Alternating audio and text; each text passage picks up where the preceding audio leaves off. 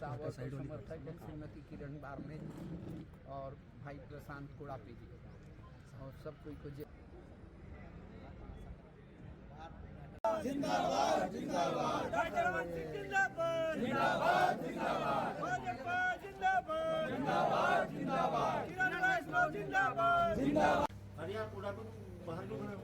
काम कर रहा हूँ। अच्छा काम में लगा है। चलिए रमन सिंह जिंदाबाद जिंदाबाद जिंदाबाद भाजपा जिंदाबाद जिंदाबाद जिंदाबाद भारतीय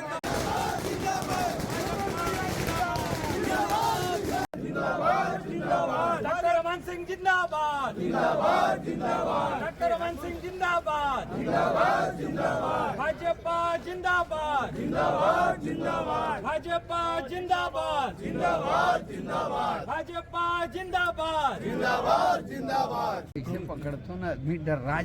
कैमरा नहीं भी आजकल मोबाइल सब हो जाता है। जब कैमरा था ना तब डरते थे लोग। नहीं इतना बड़ा सब क्या ला रहा है ऐसा। अभी वो नहीं हुआ मतदान वदान कुछ नहीं हुआ, बाइट वाइट नहीं हुई ना कभी। चलो